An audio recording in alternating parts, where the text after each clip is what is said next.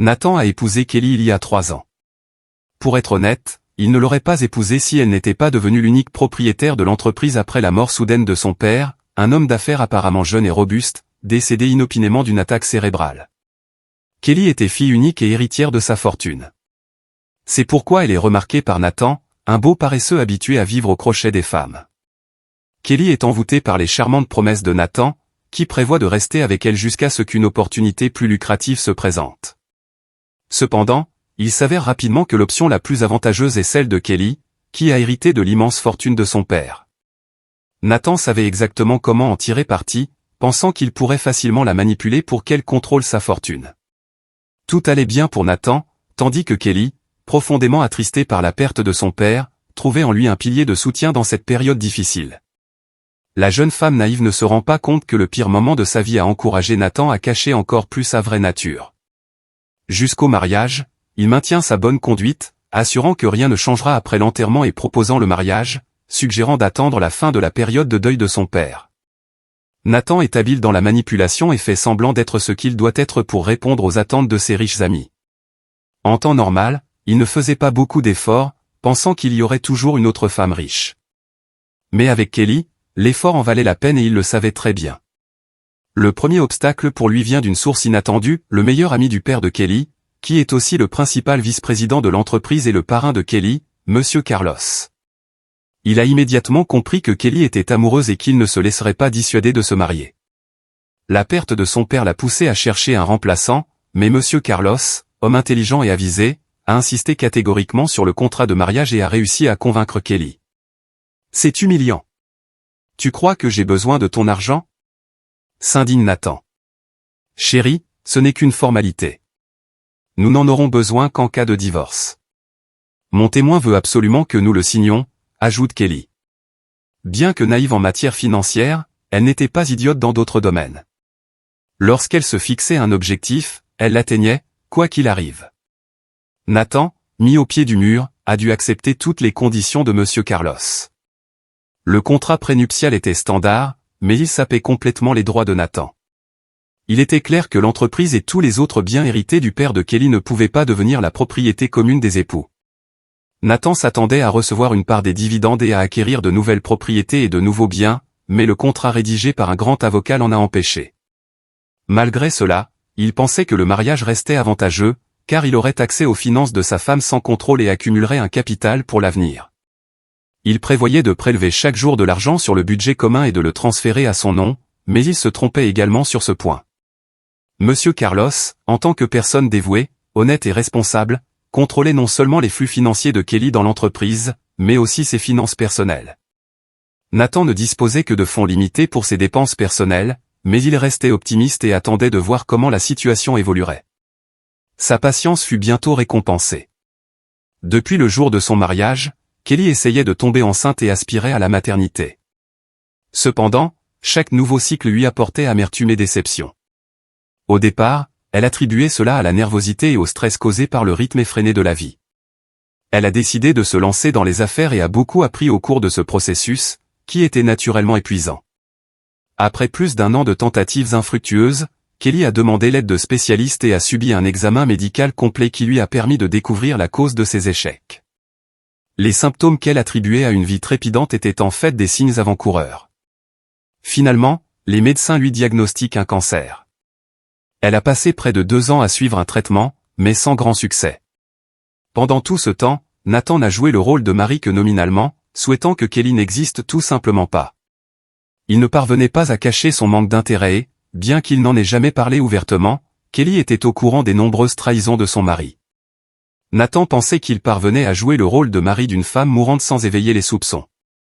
Il s'estimait chanceux, pensant qu'il n'avait qu'à supporter la situation un peu plus longtemps pour obtenir le résultat escompté.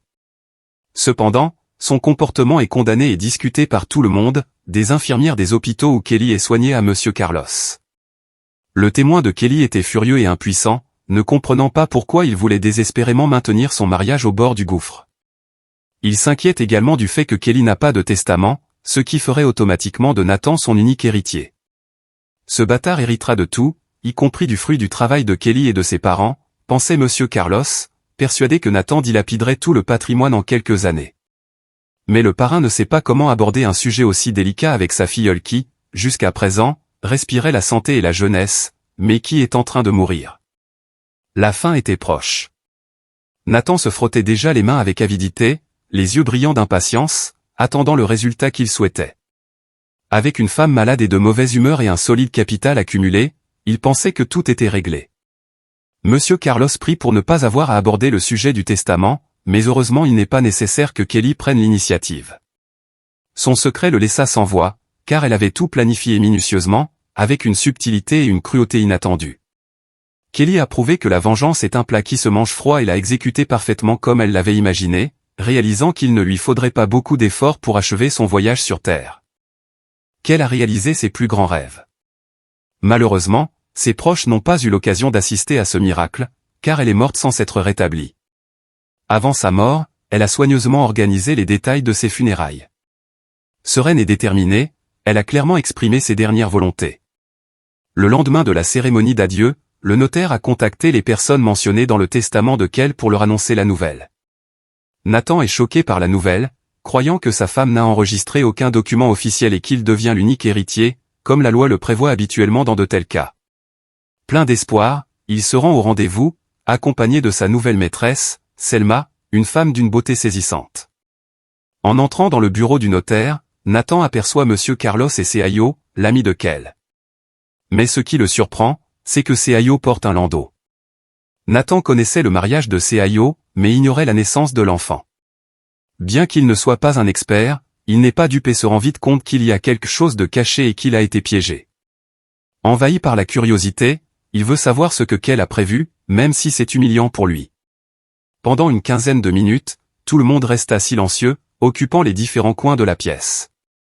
Personne d'autre n'arrivait, et le notaire semblait délibérément prolonger la partie introductive, expliquant pourquoi c'était un honneur de lire le testament de Kell. Malgré cela, Nathan comprit au sourire malicieux de Monsieur Carlos que le contenu du testament n'était un secret que pour lui.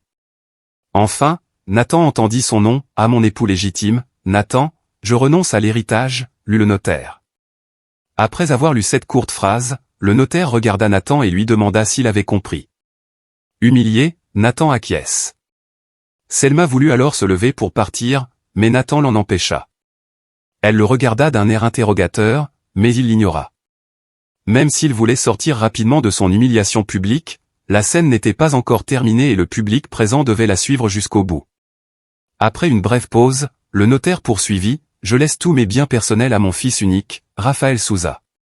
Jusqu'à sa majorité, je désigne son père, Seayo, et Monsieur Carlos comme tuteur et administrateur de ses biens. » Cette révélation choquante frappe Nathan comme un coup de poing dans le ventre. Le fils de Seayo brisa sa patience et il poussa un cri de surprise. Pour les autres personnes présentes, la nouvelle n'était pas surprenante. « Le garçon est-il le fils biologique de Kell » demanda Nathan à bout de souffle. « Oui, Raphaël est le fils biologique de Kell » précise Monsieur Carlos. « Elle n'a pas été enceinte ces 2 dernières années. »« C'est impossible. » Nathan, désespéré, s'accroche à n'importe quoi.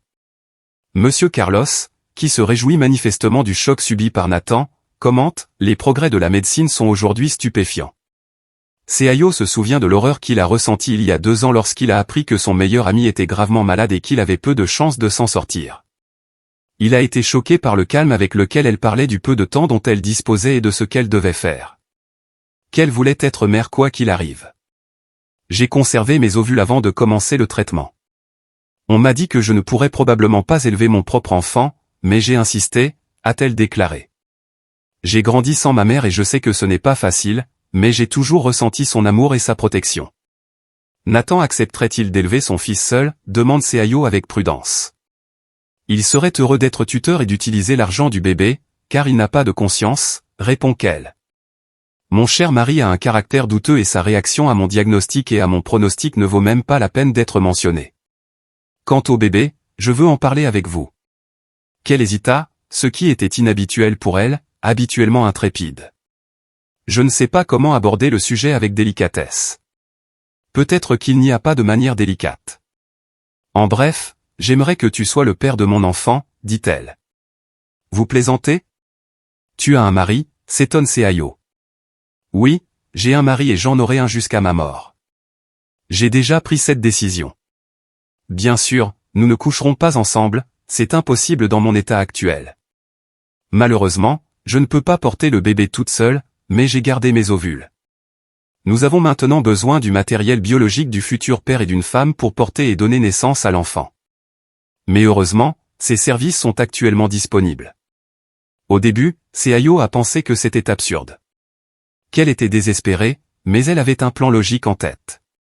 Elle avait déjà effectué un travail préparatoire considérable, s'était renseignée sur les aspects juridiques, avait loué les services d'une clinique de reproduction et avait même trouvé une mère pour le futur bébé. Elle a également envisagé de faire appel à un donneur pour le père de l'enfant. Je veux vraiment laisser une partie de moi-même, mais quand je pense à la personne qui s'occupera du bébé, je ne peux que te faire confiance, a-t-elle déclaré. Je te connais depuis tant d'années et je pense que tu seras un père formidable.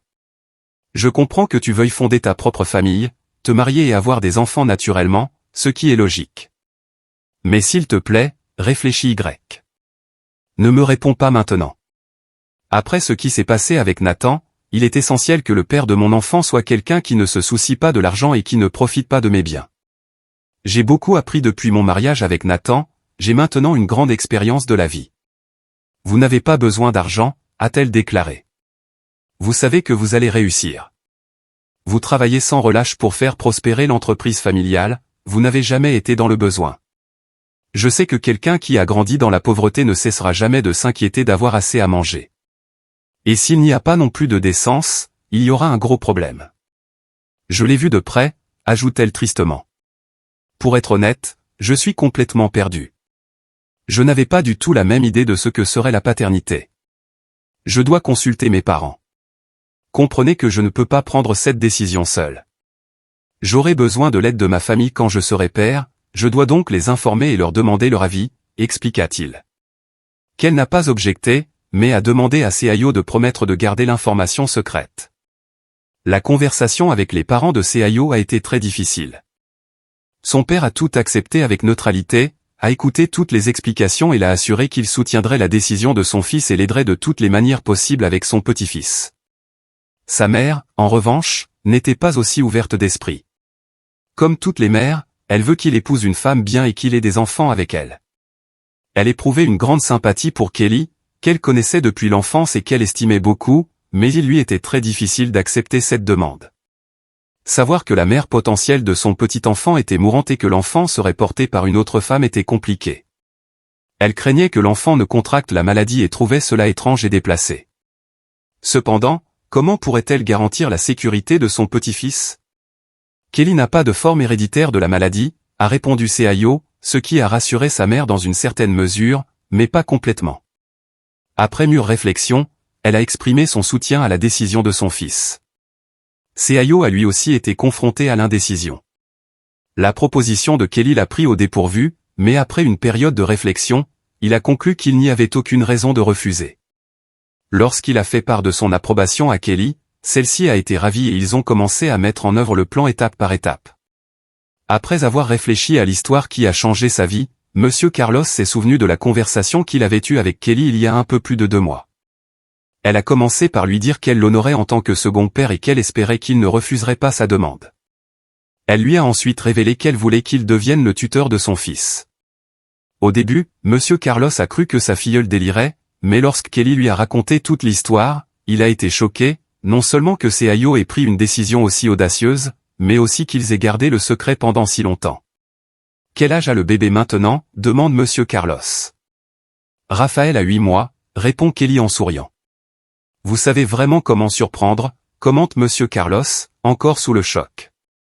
Je ne veux pas que Nathan découvre l'existence de l'enfant avant ma mort. Il ne le saura qu'à l'annonce de mon testament. Je l'ai rédigé, il est notarié, mais il reste un point à régler. Un seul parent aura réévalué de nombreux aspects de ma vie et je ne veux rien laisser au hasard. Seayo a des parents, donc s'il lui arrive quelque chose, Raphaël sera avec eux, mais je veux que tu aies aussi des droits si nécessaire. Tu es doué pour comprendre les gens, explique-t-elle. Le vieil homme pensait qu'il pouvait être dangereux de traiter Nathan de cette manière, même s'il le méritait. Kelly, es-tu sûr que c'est la bonne façon de traiter ton mari? C'est un homme dégoûtant en soi. Pourquoi a-t-il besoin de se venger de l'extérieur? Je suis désolé, Chérie, d'avoir été si impoli. Tu sais que j'y ai réfléchi pendant 2 ans. J'ai assisté à la naissance de Raphaël, j'ai vu combien Seayo l'aime et combien ses parents l'adorent. Je n'ai besoin de rien d'autre. J'ai accepté la situation. Les gens qui parlent de guérison et de guérison mystique m'apportent beaucoup. Quant à Nathan, je l'ai aimé profondément et j'ai cru en lui de tout mon cœur, mais il s'est avéré être la personne la plus ingrate que j'ai jamais rencontrée, conclut-elle. Le vieil homme hocha la tête en silence, l'air amer. Dois-je l'oublier? Non, pas du tout. Il tient à l'argent par-dessus tout. Ce sera une surprise pour lui. Je vous ai tout caché. C'était très difficile. Je voulais te présenter mon fils tout de suite, mais j'ai été très prudent pour que personne ne le découvre par hasard et ne le dise à Nathan. Ce pourrait être mon adieu à lui. J'ai même écrit une lettre pour lui que le notaire lui remettra. Monsieur Carlos tente à plusieurs reprises de dissuader sa filleule, estimant sa décision peu judicieuse, mais celle-ci campe sur ses positions. Il doit admettre qu'après tout, il s'agit de sa dernière volonté et qu'il faut la respecter. Dans le silence soudain du bureau d'enregistrement, chacun est plongé dans ses propres pensées. Bien sûr, il ne fallait pas être devin pour deviner que Nathan maudissait Kelly de toutes les manières possibles. Curieusement, c'est Selma qui rompit le silence. Elle voulut prendre son amant par le coude pour l'entraîner vers la sortie, mais Nathan ne voulait pas partir. Il n'avait pas encore fini de parler. « Tu es sûr que je n'ai droit à rien? Pas de part obligatoire ou quoi que ce soit d'autre? Je suis le mari, après tout, s'écria l'homme, ce qui fit grimacer Selma. Les autres personnes présentes sont restées silencieuses, seul le vieux notaire, habitué à ce genre de comportement, n'a pas été surpris. Selon le testament, vous ne faites pas partie du cercle des personnes ayant droit à une part obligatoire de l'héritage. De plus, j'ai étudié attentivement votre contrat de mariage, qui est joint ici, dit le notaire en tapotant l'épais dossier devant lui. Vous n'avez aucune chance, même si vous allez au tribunal, alors que vous en avez naturellement le droit. Bien sûr que je vais contester. On ne sait pas qui est cet enfant illégitime, s'emporta Nathan sans se rendre compte de ce qu'il disait. Seayo a du mal à se contenir et à ne pas frapper l'homme. Même Monsieur Carlos, d'habitude si calme, garde son sang-froid. Pour lui, c'était une journée de travail ordinaire et rien n'était surprenant. Voici non seulement l'acte de naissance de l'enfant, mais aussi des documents médicaux qui apportent des réponses claires sur sa naissance. En outre, les résultats des tests ADN confirment que votre femme est la mère biologique de Raphaël Souza. Tous les documents ont été rassemblés de manière complète et minutieuse, dit le notaire. Nathan voulait voir les preuves. Non, vous ne pouvez consulter que la partie qui vous appartient. Tous les autres documents, en particulier ceux qui concernent l'enfant, ne peuvent être communiqués qu'avec l'accord des parents, intervient immédiatement Seayo. Nathan sortit du bureau en claquant la porte et en se promettant de ne pas laisser l'affaire en suspens. Sa maîtresse, elle, est plus polie, elle lui dit au revoir et s'en va tranquillement. Le fait qu'il n'ait pas montré le signe qu'on lui avait lu le testament fait-il une différence, demande Monsieur Carlos au notaire. Il y en a beaucoup comme lui. Ce n'est qu'une formalité, répond le notaire en essayant de le rassurer. Ce serait drôle si ce n'était pas si triste. Je ne comprends toujours pas comment Kelly a pu se retrouver avec lui, commente Monsieur Carlos à voix haute, mais la question reste en suspens. Les deux hommes signent rapidement les documents nécessaires et se serrent la main. Monsieur Carlos aide Seayo à mettre le petit Raphaël dans le landau. Pouvez-vous vous joindre à nous? J'ai envie d'aller me promener, de respirer l'air frais. C'est bon pour le bébé, demande Seayo. Bien sûr, je t'accompagne un peu. Il marche en silence, écoutant le bruit des roues du landau. Tu crois que Kelly serait satisfaite de la façon dont je m'y prends, demanda Seayo. Seayo finit par demander, j'en suis sûr, tu es un père formidable. Le parrain de Kelly tente de le rassurer. Pour être honnête, il y a quelque chose que je n'arrive pas à me sortir de la tête. Je crois que Kelly t'a dit que je lui avais conseillé de ne pas faire ce qui vient de se passer à l'état civil. Tu parles de cette histoire de testament? Et comment Nathan a-t-il su pour Raphaël? Monsieur Carlos acquiesce et Seayo répond, c'est lui qui en a parlé à plusieurs reprises depuis le début. Il n'aimait pas l'idée, car il considérait Nathan comme un type désagréable, colérique, stupide et mercenaire. Pourquoi le provoquer? Honnêtement, j'ai même pensé à lui dire quand le bébé est né, mais elle le cachait si bien que j'ai cru que je n'avais pas le droit d'intervenir. J'ai décidé qu'elle ne voulait tout simplement pas s'occuper de lui et qu'elle nous laissait nous occuper de ses disputes. Aujourd'hui, j'ai vu Nathan avec cette femme, sans aucune honte, et je me demande si j'ai bien fait de ne pas insister sur ma position. Son expression était horrible et j'aurais préféré m'en débarrasser plus tôt. Je ne pense pas que Kelly l'ait voulu non plus et il y avait une part de vengeance. Elle aimait intensément et, malgré ce qu'elle a dit par la suite, cet amour corrompu n'a pas trouvé d'autre exutoire. Le vieil homme essuie une larme. Ne pleurez pas pour elle, dit Seayo. Elle nous a demandé de diriger tout notre amour, qui était pour elle, vers Raphaël. Alors que d'autres hommes se souviennent et que Selma discute du même sujet dans la voiture, une fille demande avec incrédulité, alors, vous n'aurez rien. Tu es une idiote. Tu n'as pas entendu dire qu'il n'y avait aucune chance à cause de ce petit con? Allez, il faut qu'on prenne quelque chose de valeur et qu'on s'installe dans mon appartement. 3 jours plus tard, Seayo trouve enfin le courage de se rendre chez Kelly et la trouve vide.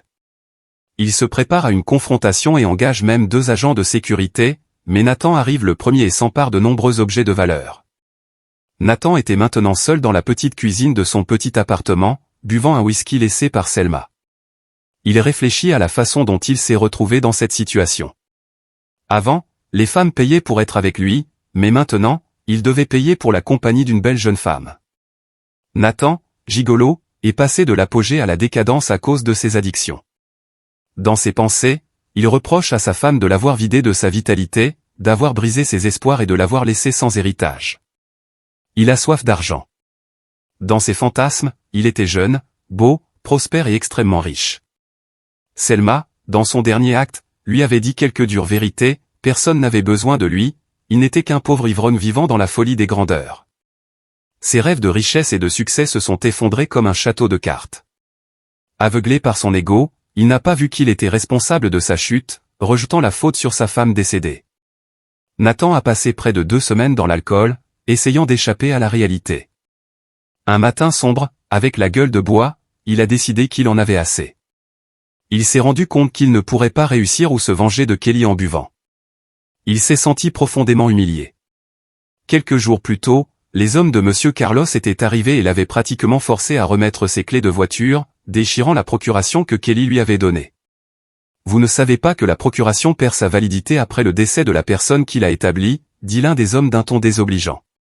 Dans son esprit, Nathan se voyait comme un saint qui n'avait jamais abandonné sa femme malade, ignorant ses propres intrigues, ses jeux d'argent, son abus d'alcool et son comportement méprisant à son égard. Il pensait souvent à la façon dont il aimerait se venger d'elle et à ce qu'il devrait faire maintenant. Il voulut d'abord profaner sa tombe, puis il pensa à ce qui était cher à Kelly et qui pourrait la faire souffrir davantage, Raphaël. Nathan fut littéralement choqué par cette idée. Il rit violemment en élaborant enfin son plan de vengeance. Même s'il restait de nombreux détails à régler, il avait décidé de ne pas faire de mal à Raphaël. Le pire cauchemar d'une mère est de ne pas pouvoir aider son fils en difficulté, et c'est exactement ce qu'il a décidé de faire. Son plan est simple, enlever le bébé, l'emmener loin et le laisser dans un orphelinat. L'idée de la vengeance réchauffe l'âme de Nathan. Cela faisait longtemps qu'il n'avait pas souri comme ça, même si c'était une grimace. Le mari de Kelly ne s'en formalisa pas. En fait, il avait l'air heureux en pensant à tous les détails, se sentant exalté. L'objet de sa haine n'était pas là, mais Nathan imaginait avec angoisse comment Kelly souffrirait de ne pas pouvoir aider son fils. Après avoir défini un plan théorique, il commença à réfléchir à l'aspect pratique. Il fallait tout savoir sur les déplacements de Raphaël et sur les personnes avec lesquelles il avait quitté la maison, afin de choisir parfaitement le lieu et l'heure de son crime. Nathan connaissait bien Seayo par le passé et connaissait même ses parents pour avoir visité leur maison. Il savait également que l'appartement de Seayo était doté d'une sécurité renforcée. Alors qu'il commençait à réfléchir à son plan, il se rendit compte des difficultés qu'il allait rencontrer. Il ne pouvait pas prévoir combien de temps il lui faudrait pour observer la forêt avec des jumelles, en étudiant la routine et les mouvements quotidiens de l'enfant. Cela en vaut la peine, se dit Nathan. Réalisant que son état mental était visiblement affecté par l'annonce du testament, il se dit, elle a ruiné ma vie et je vais ruiner la vie de son fils, un riche héritier. Il vivra au crochet de l'État et sa mère le regardera depuis l'autre monde en sachant qu'elle est responsable de tout. L'homme rit malicieusement. Si une personne indifférente s'était trouvée à proximité de Nathan à ce moment-là, elle aurait remarqué les changements radicaux qui s'opéraient dans son esprit et l'aurait emmené chez un médecin. Nathan n'avait pas son pareil pour atteindre ses objectifs. Lorsqu'il décidait quelque chose, même si cela semblait insensé, il allait jusqu'au bout. Il passa 2 jours entiers non seulement à observer, mais aussi à préparer les conditions nécessaires. Nathan explora tout le territoire pour trouver le point d'observation idéal, un endroit d'où l'on puisse voir toute la copropriété, et en particulier la maison de CIO, tout en restant caché. Il consacra tous ses efforts et son temps à la recherche d'un endroit qu'il considérait comme parfait à tous égards. Pendant plus d'une semaine, Nathan s'est levé à l'aube et s'est précipité vers la copropriété, où il est resté jusque tard dans la nuit. Avec des jumelles, il surveillait en permanence toutes les activités dans la maison, les arrivées et les départs. Il a tout noté dans un carnet pour être sûr de ne rien oublier. Il a découvert que l'enfant était gardé par la grand-mère de CIO et la nounou Anna. Bien entendu, CIO et sa mère n'étaient pas en mesure de mettre en œuvre les plans de Nathan, car ils le connaissaient tous deux très bien et pouvaient l'identifier immédiatement. Nathan n'avait pas l'intention d'être puni pour le crime qu'il allait commettre. Bien sûr, il savait que la police viendrait poser des questions, mais il espérait les déconcerter. Anna avait un emploi du temps fixe et se promenait toujours avec Raphaël aux mêmes endroits et sur les mêmes itinéraires. La chance sourit à Nathan un mercredi, lors d'une promenade de jour, alors que le bébé dormait paisiblement. Anna quitta le territoire sûr de la copropriété et suivit un petit sentier à travers la forêt jusqu'à une clairière où une autre nounou d'une copropriété voisine la rejoignit. Elles bavardèrent et Nathan entendit même leur rire. Il décida de ne plus surveiller le domaine tous les jours pour ne pas attirer l'attention et se faire discret. Désormais, il ne se rendait plus que le mercredi, en essayant de faire coïncider sa visite avec la promenade de jour de la nounou. Tout était réglé comme du papier à musique. Tous les mercredis, la nounou quittait la sécurité de l'immeuble et marchait le long du sentier forestier. Pendant 4 mercredis consécutifs, il a observé le schéma pour ne pas le manquer. Il savait qu'il reviendrait la semaine suivante à la même heure pour prendre l'enfant et mettre son plan à exécution. Il a acheté un puissant pistolet paralysant sur un marché local, en payant en liquide pour éviter d'être repéré. Il a minutieusement planifié chaque détail pour éviter d'être capturé. Il a apporté une vieille voiture, a volé des plaques d'immatriculation et les a fixées au véhicule. Il a déterminé stratégiquement l'endroit où garer la voiture, de manière à ce qu'elle soit suffisamment proche pour s'échapper, mais pas trop pour attirer l'attention. Il a réfléchi à son apparence, prenant des mesures pour déguiser sa silhouette et son visage. Les pensées d'enlèvement l'accaparent. Il s'endormait et se réveillait en pensant à l'acte dans ses moindres détails. À l'approche du jour J, il perd près de 7 kg et n'est plus que l'ombre de lui-même. Un simple coup d'œil suffit pour comprendre qu'il s'agit d'un homme à craindre. Des traces de névrose et d'obsession commencent à se dessiner sur son visage.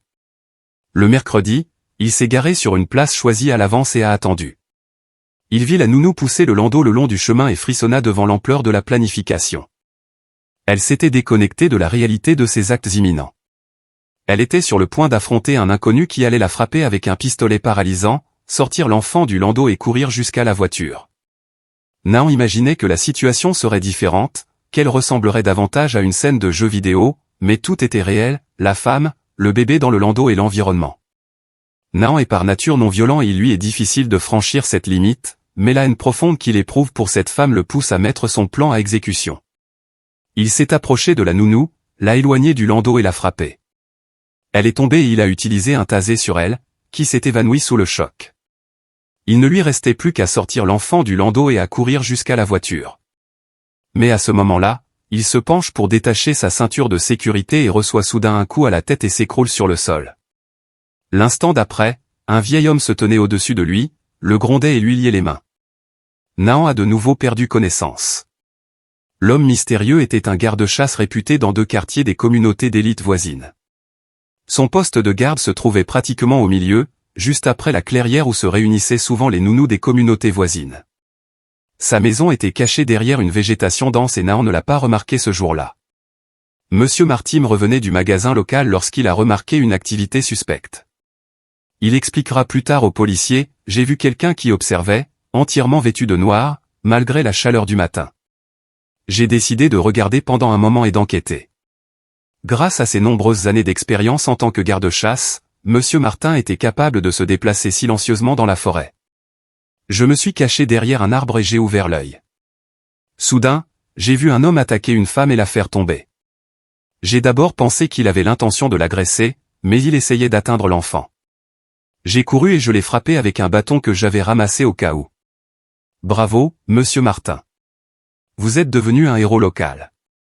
Écoutez, la presse est déjà en train de se rassembler. Ils veulent vous interviewer. Signez ce rapport de police et profitez de votre nouvelle célébrité, dit l'un des officiers. Non, je n'irai pas les voir. Je ne me soucie pas de ce genre de choses, a répondu le garde-chasse en rentrant tranquillement dans sa maison pour que personne ne le suive. Monsieur Martin n'a pas l'impression d'avoir fait quelque chose d'extraordinaire. Il pense que n'importe qui aurait agi de la même manière dans sa situation. Comment ne pas aider une personne en danger qui ne peut se défendre? Quelques heures plus tard, CIO se présente chez Monsieur Martim. Bonjour, je suis le père du garçon que vous avez sauvé aujourd'hui. C'est un bon garçon, il s'est calmé dès que je l'ai pris dans mes bras. Merci beaucoup, c'est une bénédiction que vous ayez été là à ce moment-là. Nous vous sommes très reconnaissants, a déclaré CIO au bord des larmes, ému par cette journée intense. Comment puis-je vous remercier? Il n'y a pas besoin de me remercier. N'importe qui ferait la même chose quand la vie d'un enfant est en jeu, a répondu Monsieur Martim, sincèrement surpris par ces remerciements. Mais CIO insiste, eh bien, si vous insistez, une nouvelle tenue de chasse et peut-être un peu de nourriture pour mon chien serait appréciée. Bien sûr, pas de problème. Au fait, si vous me permettez de vous poser la question, c'était pour de l'argent, demande le garde-chasse, curieux. Ah, malheureusement, c'est plus compliqué que cela, répond CIO. Eh bien, n'hésitez pas à partager, si cela ne vous dérange pas trop. Je vis un peu isolé ici, dans un vide d'informations, dit Monsieur Martim. CIO a commencé à raconter les événements déconnectés des dernières années, y compris la maladie de Kelly, sa décision parentale non conventionnelle, sa mort ultérieure et la vengeance qui s'en est suivie contre son mari. L'enquêteur a indiqué que Nahan était profondément blessé, car tout le monde pensait que ses actions étaient motivées uniquement par l'appât du gain, alors qu'il était en fait rongé par la vengeance. CIO était soulagé que Monsieur Martim l'interroge sur cette histoire complexe qu'il souhaitait partager avec une personne extérieure, à la recherche d'un point de vue impartial. Il se demande si elles ont poussé Nahan à la folie et à la vengeance. Et s'il ne s'agissait que de lui? CIO ne souffrirait pas autant de la réflexivité, mais tout ce que lui et Kelly faisaient revenait à leur garçon. Après avoir terminé son récit, CIO se tourne vers Monsieur Martim et lui demande, « Pensez-vous que nous vous avons poussé à en arriver là? Sommes-nous responsables de son désir de vengeance? Oh, vous êtes sérieux? Tu es un adulte qui dit ça. » Nahan trouvait toujours une raison, il n'en avait même pas besoin. Il s'est marié pour l'argent, a trompé et maltraité sa femme malade, se persuadant que tout était de sa faute. Qu'est-ce qu'elle a à se reprocher d'avoir déchiqueté une fois? D'avoir perdu son sang-froid? Elle a frappé la chose la plus douloureuse pour lui, son portefeuille. Au contraire, elle a élaboré un plan et l'a mis en œuvre, a répondu Monsieur Martin. Ces mots ont vraiment exalté Gaius, qui a réfléchi profondément à chacun d'entre eux. Je vous suis également redevable de vos bons conseils, répondit CIO en souriant. Le garde-chasse lui fit un signe de la main et ils se quittèrent en amis. Monsieur Martim a promis de prendre des nouvelles du garçon. J'ai entendu dire quelque part que les Chinois ont cette croyance ou cette sagesse, si vous sauvez la vie de quelqu'un, vous en êtes responsable pour toujours. Alors ne vous inquiétez pas pour Raphaël, je veillerai sur lui ici aussi, a déclaré le garde-chasse en guise d'adieu. Fidèle à sa parole, il se rendit régulièrement chez CIO et fut toujours le bienvenu. Le petit garçon a trouvé un autre membre affectueux de sa famille. Le tribunal a condamné Nahan à plusieurs années de prison. Pendant cette longue période, tous les habitants de la maison ont réussi à se calmer et à retrouver leur vie paisible habituelle. La famille a pu enfin pousser un soupir de soulagement. Monsieur Martim rendait régulièrement visite à l'enfant et s'en occupait, remplissant avec diligence les tâches que sa fille lui avait confiées. CIO a rencontré une mère célibataire dont la fille fréquente le même jardin d'enfants que Raphaël. Les enfants s'entendent bien et les parents de CIO espèrent que cette fois la vie personnelle de leur fils s'épanouira. Raphaël aura une belle-mère aimante et une sœur, peut-être même plus qu'une sœur. Mais bien sûr, comme CIO l'a promis à Kelly, il ne permettra jamais à Raphaël d'oublier sa propre mère. Il lui parlera toujours d'elle, lui montrera des photos et des vidéos et lui rappellera constamment que sa mère l'aime beaucoup et qu'elle est toujours avec lui, qu'elle le protège et prend soin de lui, même s'il ne peut pas la voir. Si vous avez aimé cette histoire, donnez votre avis dans les commentaires. Et bien sûr, likez et abonnez-vous. Activez la cloche de notification pour ne manquer aucune vidéo. Un gros câlin et à plus tard.